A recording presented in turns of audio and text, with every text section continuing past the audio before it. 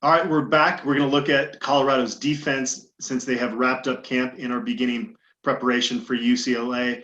And Brian, this was obviously a unit that created a lot of optimism for the future with their last two home games last year against Stanford and Washington. The fact that they retained Tyson Summers and you bring back so many guys on that side of the ball.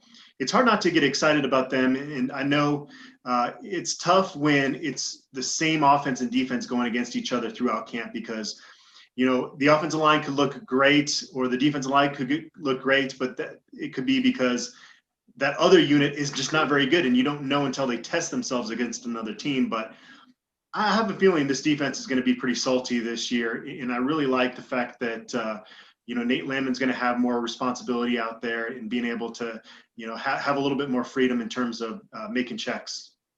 Yeah, I agree with you. I don't think this is necessarily going to be, you know, uh, one of the Pac-12's top defenses like it was in 2016, but I think that they can take a pretty big leap from last year when I don't even know what it was. They gave up over 30 points a game, and I think it was 30 points every game until those last couple of home games. So, but I think they gained some momentum off of that.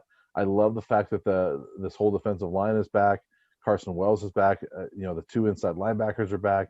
There's some secondary experience, not as much as you like, and there's some injury-prone experience there. But I think there's some pretty good tools here, and I think the fact that Tyson's back is huge for this team. I mean, I'm very curious to see, without Mel Tucker there, how much Tyson Summers puts his stamp on the defense and kind of takes a little more ownership of it. And I'm excited to see that defense. I think they can be a lot better than they were last year.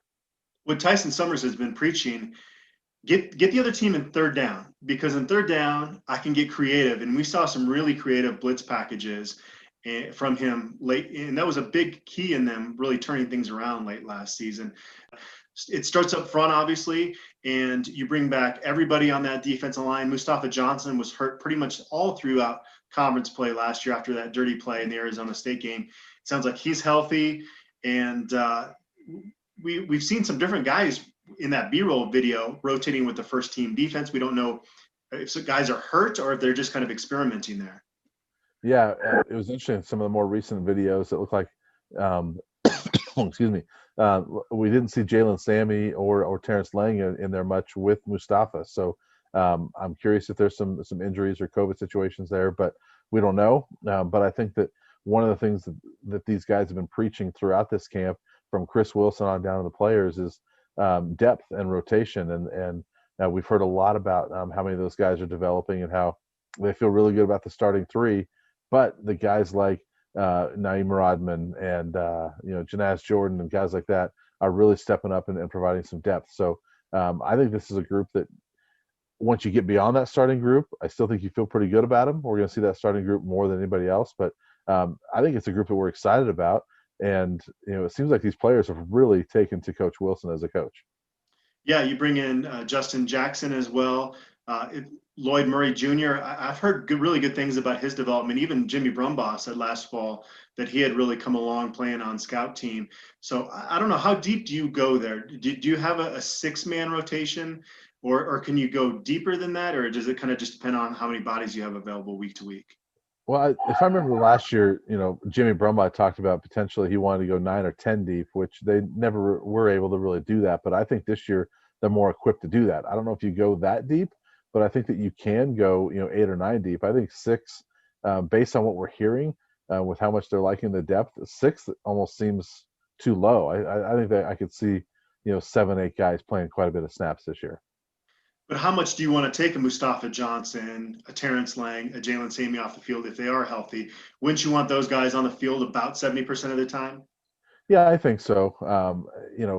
It depends on obviously how they're playing, once we get into game time. But I think initially, going in, you look at those guys and say that's who we want on the field. But I could see a situation where those guys play a couple series, and then the next series you've got Rodman and Lloyd Murray and somebody else in there. So I could see those other guys playing. Um, I do think that starting three is going to get the bulk of the time, though. At outside linebacker, obviously Carson Wells is your top guy there. And it sounds like he's had a good camp. I think we were wondering last year why we didn't see him make that big jump as a player. We find out that he was dealing with a foot issue throughout the season. He's a guy that, if I'm going to pick one player that's really going to make that big jump this year, I think he's my pick on the defensive side of the ball.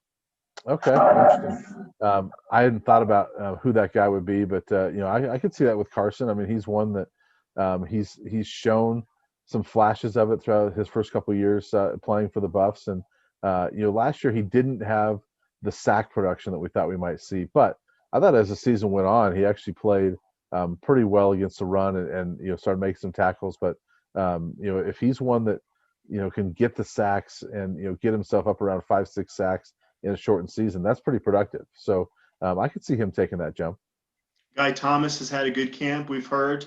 Jamar Montgomery is another guy that really looks the part when you see pictures of him, and is a guy that provides some depth there. We've heard that the outside linebackers are going to play with their hand in the ground a little bit. Carson Wells did that in high school. Guy Thomas did that early in his college career at Nebraska before moving to outside linebacker. So it'll be interesting to see how those guys are used in terms of the scheme this year.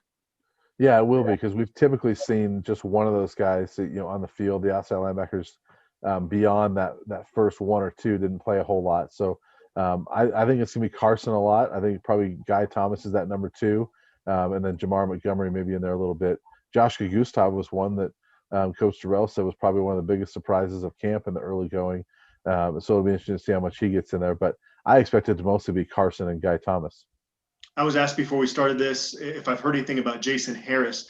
His name has not come up, and we're kind of limited in terms of who we can talk to and how many questions we have. So I'm not quite sure what his situation is in the year going into the year, but we've heard Devin Grant's name mentioned.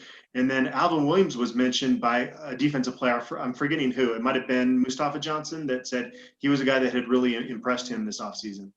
Yeah, and some of those young guys, I don't expect to see a lot of them. I will say, just a side note on Jason Harris, I talked to his mom, right after the season was canceled, because I did a thing about the parents' reaction and talked to her, and she has a son also that plays at Arizona, and so she said it's kind of, for her, it was bittersweet on both sides, because her son was missing out on, I think he's a senior or a fourth year junior, so he wanted to show off for pro scouts. She goes, for Jason, she goes, I think it's actually a benefit because he needs to develop his body. This was his mom saying that. So, I think that this for Jason Harris, this is a year that's important for him to just kind of develop and not lose that eligibility. So I don't expect to see him a ton. I love his ability and his potential, but he may not physically be ready to play quite yet. And he's like, the last elite pass rusher CU had was probably Jimmy Gilbert, right? In 2016. It took him a while. He had a similar background, being a basketball player, kind of that lanky frame. It took him a while to develop. But maybe Jason Harris has a role on special teams in terms of like a field goal block unit with his length, maybe. Yeah, I could see that potentially. And he might be a guy that comes in, on 3rd and long, and just tell him, hey, just go after the quarterback. I mean, that's a pretty simple thing that we saw. Jason Collier, filled that role, or Jacob Collier, as his true freshman year. He didn't play a ton of snaps, but got a couple sacks because he filled that role. And I think Jason Harris is, maybe got a little bit more ability and upside than Collier did. So I could see him filling a role like that this year. Nate Lamb and Akil Jones, obviously your starters at inside linebacker. Jonathan Van Diest has quite a bit of experience, and you like what he brings to the table as well. Beyond that, a lot of question marks in terms of depth, but those top 2 guys late last season were playing at such a high level and was just a huge part of why this defense made the strides it did. Yeah, and Nate Lamb, to me, if he's not the best linebacker in the Pac-12, there's not many that are better. And he's right up there. He's one of the best linebackers I think we've covered, at least I've covered in the decade I've covered CU. You look at, and there's some good ones. I mean, Kenneth Olabode, Addison Gillum played really well. There's been some good linebackers, Rick Gamboa, but I think I might put Nate Lamb in there at the top over the last decade. And then Akil Jones, the way he played the second half of last season, he played really well. And I think he surprised both of us with the way he came on last year. If he can take that up to another level, then I think Akil is one of the better linebackers in the Pac-12 too. And, John Van Diest, he had the foot injury or ankle injury, whatever it was last year that slowed him down, but he was playing fairly decent in the early going as well. He's not as fast maybe as those other guys. But I think if you have to put him on the field, you feel good about that as well. And so I like the top three, but with Nate and Nikhil, I think that's one of the better linebacking duos in the Pac-12. Yeah, and with Nate Landman, obviously the big criticism with him has been pass coverage. And it seemed like he even talked about this, that he really focused more on that last year and try to get better in that area. I don't know if he's ever going to be stellar in that area, but you'd really like him to be solid, at least solid in that area, just in terms of his draft stock, because you really want to see him be able to thrive at the next level. And I think that's the biggest question mark with him. Yeah, and for him, it's interesting because there are plays that he is really good in pass coverage, he gets an interception or something. So he does make some big plays in the pass game that he's just not maybe as consistent with it as he is with the run game. But we saw him towards the end of last season start making more impact plays. Beginning of the year, maybe feeling out that defense, he wasn't doing that. But I expect a big, big year out of Nate Landman. Moving over to cornerback, Christian Gonzalez, it sounds like a true freshman might be starting for the Colorado Buffaloes. It's been a while since we've heard a true freshman be praised as much as he has been praised this preseason. Yeah, and I mean, just reading between the lines and listening to all the comments we've heard, it's hard to not project him as a starting cornerback right now, just from what we've heard. And he was a guy that, I mean, on signing day and leading up to signing day, fans were so excited about him and his potential, and rightfully so. I mean, this was a kid I believe was coming out of high school projected as a safety, but the Buffs like him at corner, and he's done really well at corner. So I'm excited to see him because it sounds like he's got some pretty good instincts and some natural ability that he could be a really good corner and potentially CU's best corner. This might be a position we see some guys rotate, because I don't know if there's a whole lot separating a Tariq Luckett, a Mekhi Blackman, and a Nigel Bethel Jr. Those, it seems like you might want to, if they're all healthy, kind of rotate to figure out who your best guy is there. And then KJ Trujillo, we don't know if he's really going to factor in more at corner or safety. He's practiced at both this preseason. Yeah, and that was interesting when he told us that, because I had kind of penciled KJ in as that starting corner just because that's what he was last year. But with everybody healthy, and you got some more people available now, like Nigel Bethel was not available last year.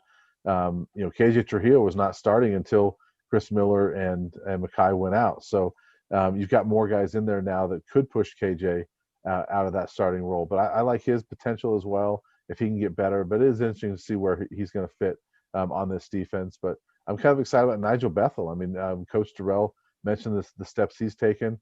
Mekhi Blackman, we've seen as kind of a ball hawk a little bit in some practices, and Tariq Luckett, I think, is just a developing player as well. That only second year.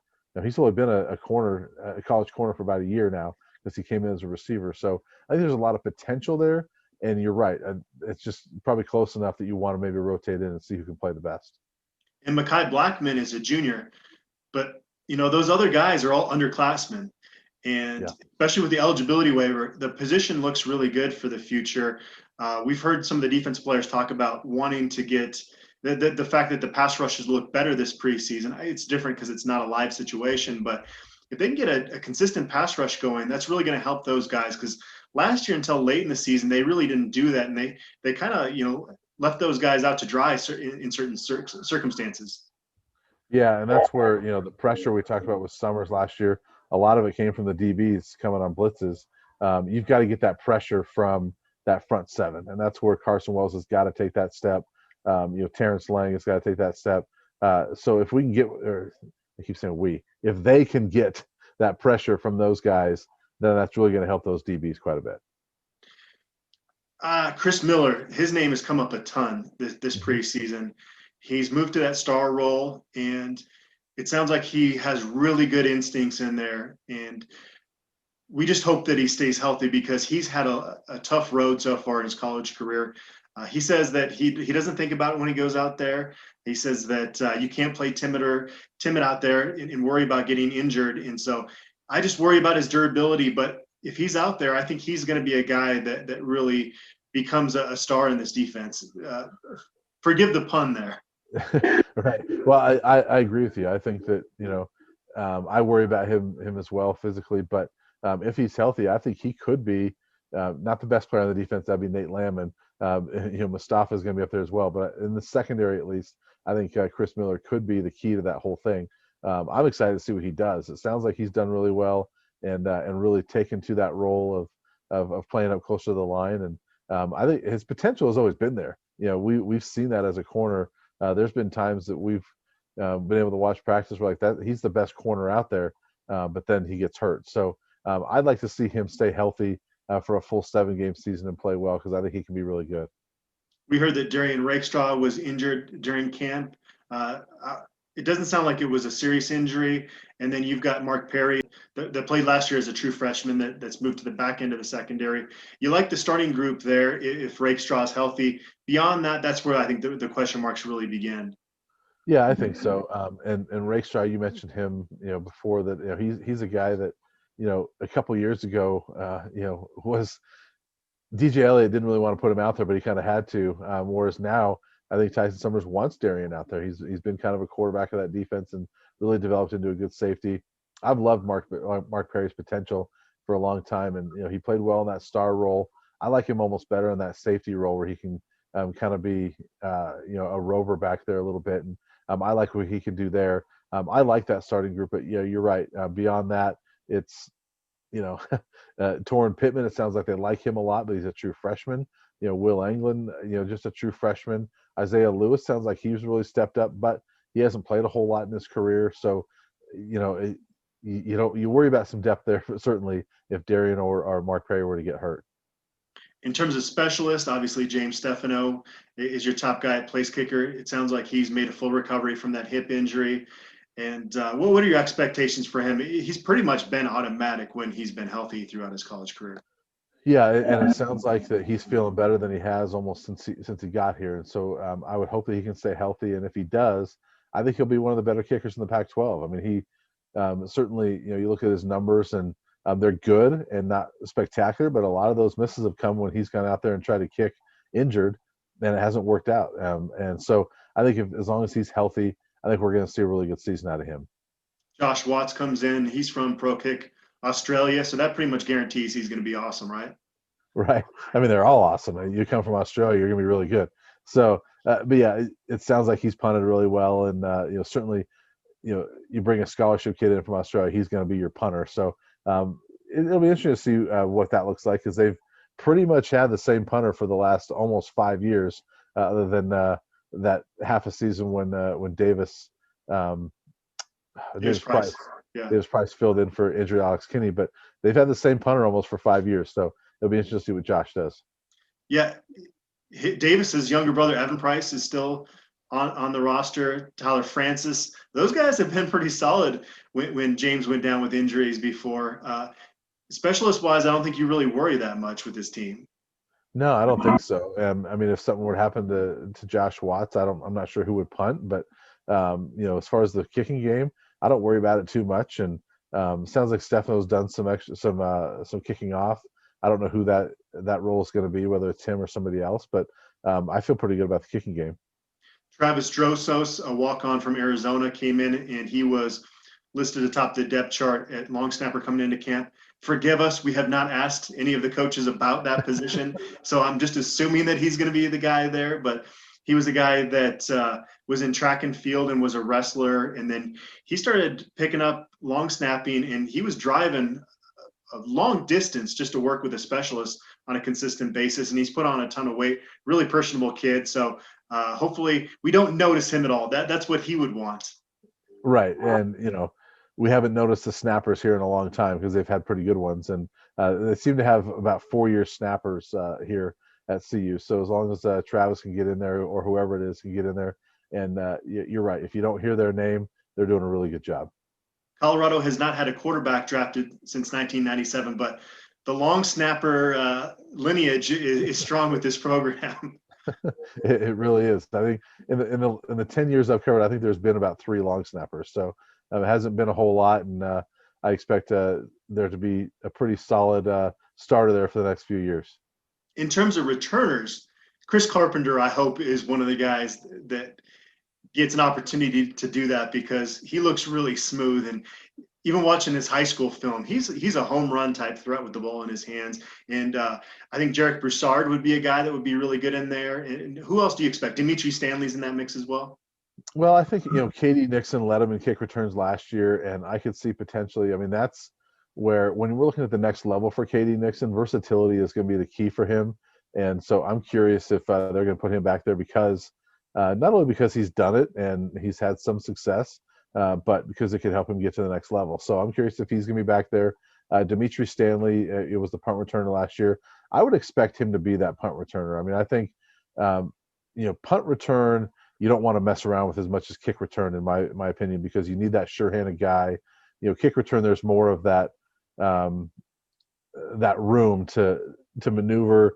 Catch the ball. The defense isn't right on top of you.